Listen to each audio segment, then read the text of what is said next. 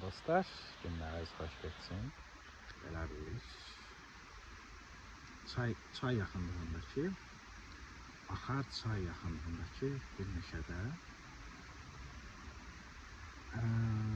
bu Azərbaycan təbiəti qoynunda bizim ən qəşəng şairlərimizdən birini xatırladım. Mikail Müşfiqi. O da öz imkanları çərçivəsində vətəninin, təbiətinin o ehtişamını tərənnüm edirdi dostlar.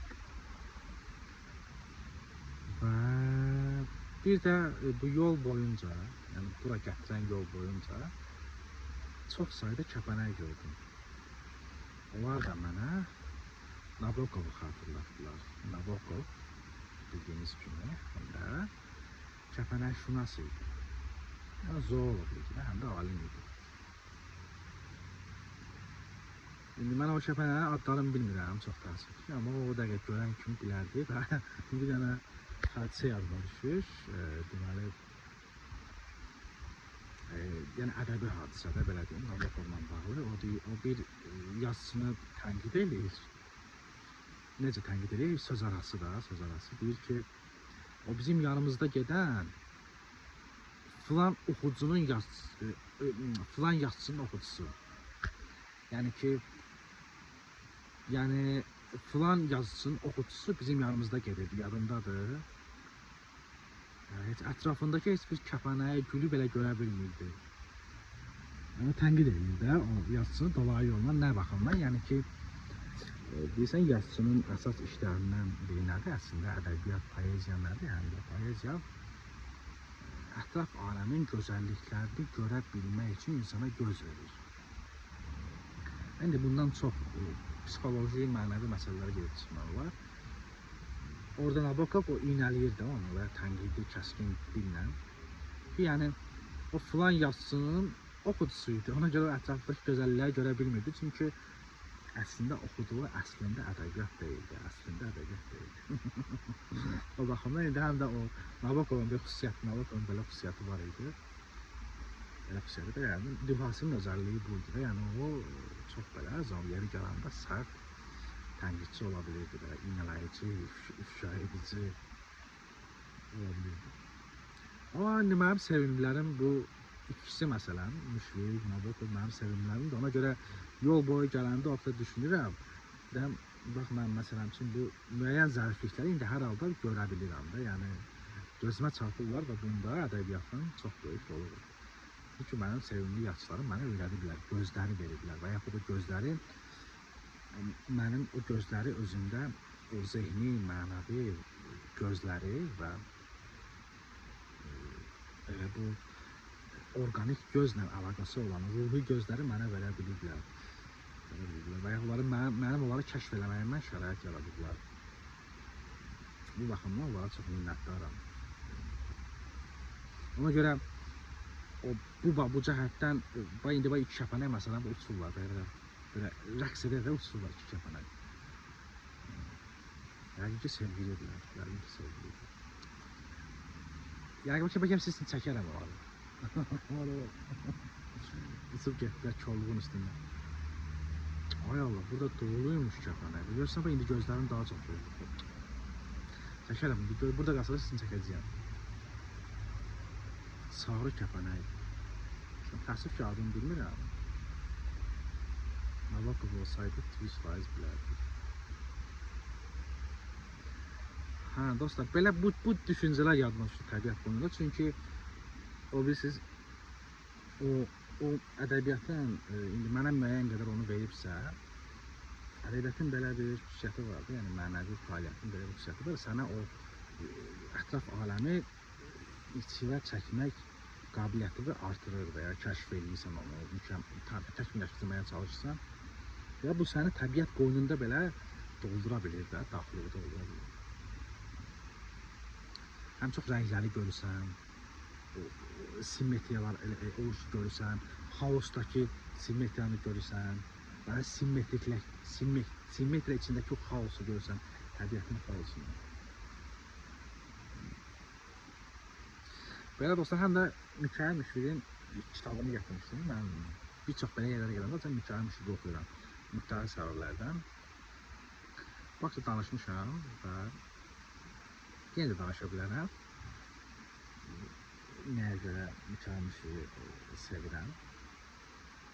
Onun bir şeirinə rast gəlmişdim. İstəyirəm, bəlkə siz üçün alınsa, indi oxuyacağım siz üçün dostlar onu. Burada bax, deyir ki, belə bir yerdə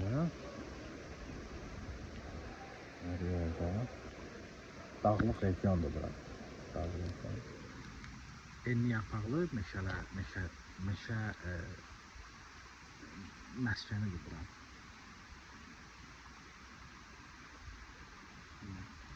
Çoğunluq meşəli. Demək, gör nə deyir dostlar, bax. Mikail Müşfiq gör nə deyir.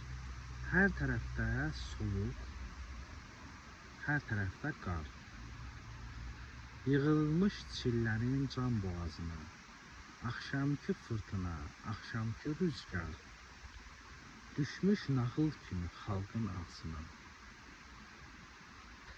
Hər şey suskun kimi, hər şey lal kimi, budur, sevdiyimiz yaz yaxındadır.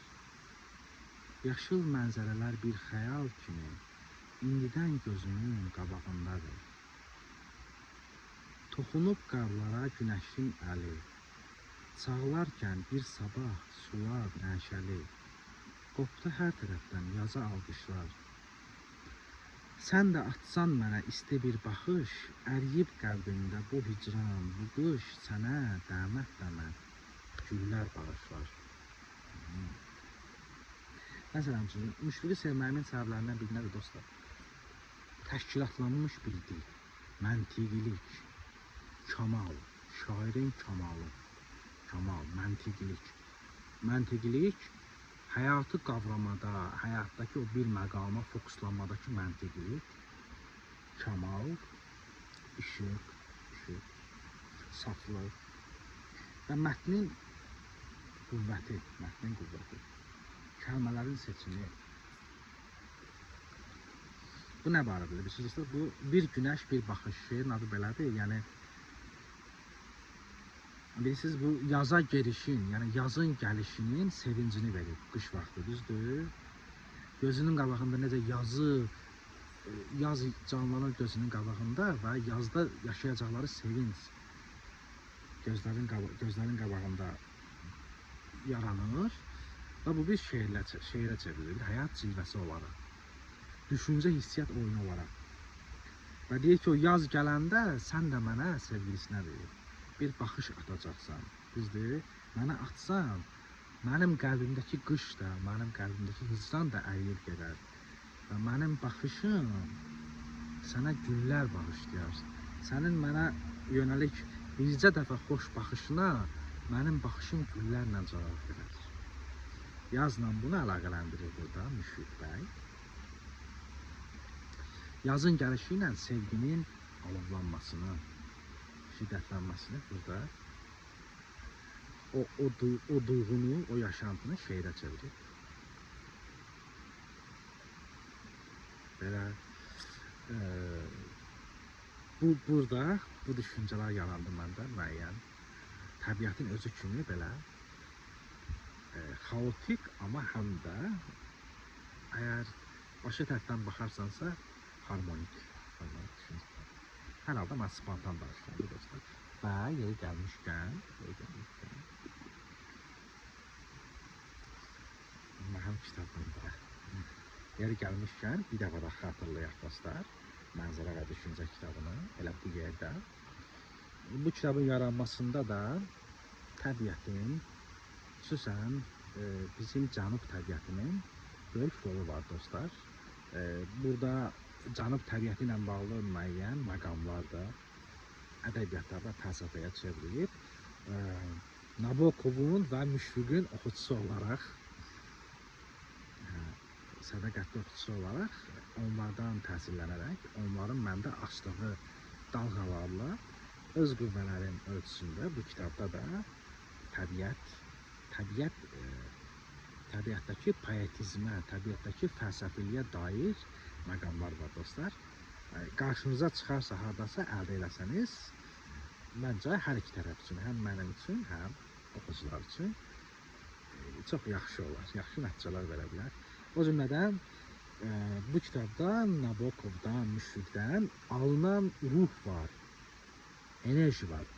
Bu kitabda özünə yer eləyib. Dolayısıyla bu kitabın olduğu evdə də bu kitabın bacaracağı dərəcədə poetik və fəlsəfi enerji olacaq. 100%. Yəni yaradıcı bir enerji orada özünü qoruyacaq. Bu da gələcək nəsillər üçün də zənn edirəm hansısa dərəcədə əhəmiyyətlidir dostlar. Yəni mənəvi təkmilləşmə, intellektual təkmilləşmə baxımından bunun da bir əhəmiyyəti var. Bu da bir əlavə töhfədir, töhfə sayıla bilər.